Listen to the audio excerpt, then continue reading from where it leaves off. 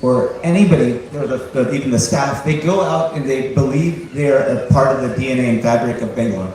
And in everything that they do is so city-centric or so state-centric. And one of the things that I really stand by in the US, what worked was, one is community, the other one is consistency, and three is patience. And what they've been is all about community first. They've been very consistent with what they do. Sometimes they're winning the league, sometimes they're not, but they're consistently putting good content out there and building meaningful relationships. And three is they're ensuring that everyone knows that this is a lifelong relationship. So be patient. Be patient. This takes time. It's only been 10, 11 years. You know, these things take time to have these meaningful relationships between the fans and the community, and to see consistency on the pitch. And it's okay if we're all in it together, which makes it worthwhile.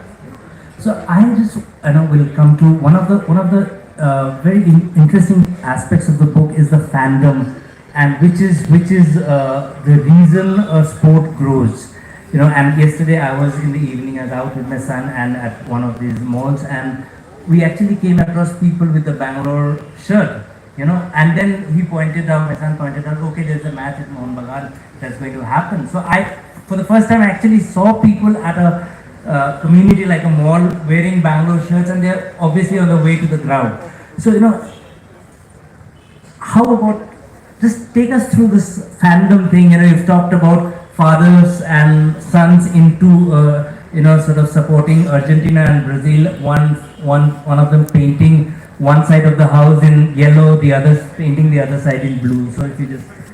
So, fandom, it's very interesting. At the core of it, each and every one of us is a fan.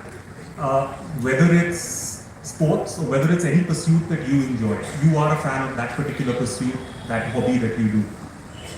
With football, whenever I speak to somebody and they don't follow the sport, or they only get interested every 4 years, I call these fans as flirts, because they get interested in football every 4 years when the FIFA World Cup comes around, because it becomes water cooler conversation. You want to know what happened last night, you want to know how Morocco did, you want to know how Iran did. How many of you are watching the ISL?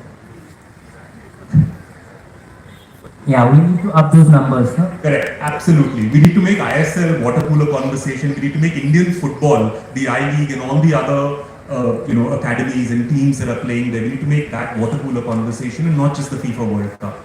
But at the core of it, we're all fans. And what I tell anyone who wants to get interested in sports, or in football in particular, is go and watch a match at a stadium. There is no substitute for going and watching a match at a stadium. The feeling that you'll get, the sense of camaraderie that you'll get, the sense of belonging almost that you'll get when you go to a football match is like none other. And Kunal and Sunil sitting here can probably attest to this, because when they started, as Kunal was saying, it was a struggle to get even 4,000 fans into the stadium. Last night, we were at the Kantirba watching Bengaluru FC play against ATK Mohan Bagan, two massive clubs in Indian football. And there were close to 18,000 people in the stands, all coming, watching, and they had a lot of fun even before the match. If you go to the Kantirba and you watch football, you'll see that on the concourse, there are so many activities. There's so much fun stuff that you can do before a match. If you reach 2 hours before, you will not get bored at all. So my advice to anybody is, go and watch a match at a stadium, and you will absolutely love it. And after that, you'll slowly begin to fall in love with the sport. You'll begin to follow it. And before you know it, from a casual fan, or a flirt as I call them, you end up then becoming, a supporter. And once you become a supporter, that's when you are emotionally invested in the sport. That's when you'll buy the jersey with the crest on it. That's when you'll want to go and buy those tickets, because at the end of the day, that merchandise that you're buying, the tickets you're buying, is actually going to help your team buy that next superstar player, and it's helping to grow the entire ecosystem. So everything that you do as a fan is very, very important, and which is why fandom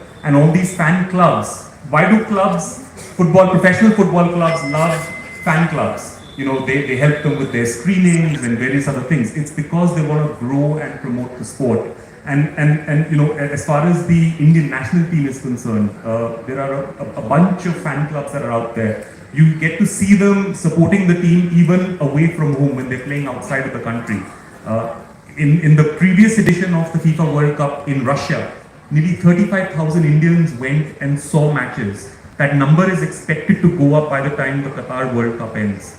So there are so many of your fellow countrymen going and watching the sport. My only request would be, and a humble one at that, go to a stadium, sample it, enjoy it, and then your views on football and supporting and going to the stadiums will change.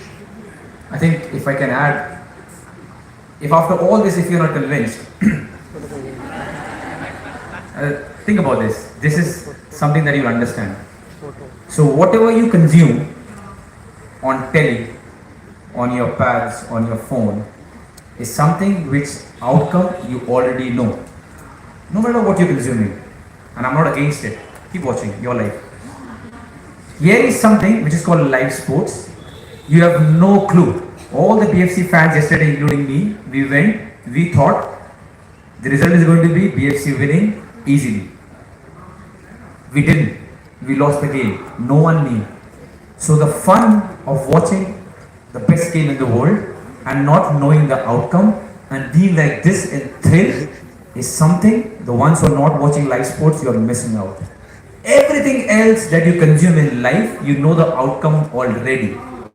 Live sports is unbelievably good. Football, the best sports in the world. Do your maths. We'll now just bring this conversation to the main focus of the book, which is when do we see India at a World Cup? And we'll have all of you, and I don't want to butt in with questions because I want that from all of you. Sunil, of course, I'll come back. Since you have played professional football outside the country, also in Europe, in the US, in the best clubs, is that a way for